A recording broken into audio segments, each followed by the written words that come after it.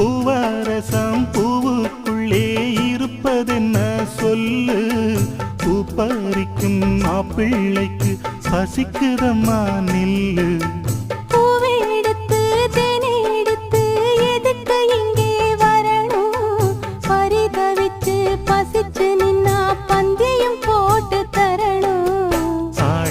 ஆடி பாடி வந்து அலையுதொரு குருவி, கீச்சு கீச்சு பேசு